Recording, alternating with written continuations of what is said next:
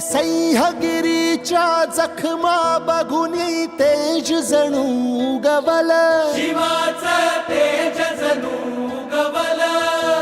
हे नांगर धरला सोन्याचा अन बीज नव रुजवल, शक्तीचा बीज नव रुजवल.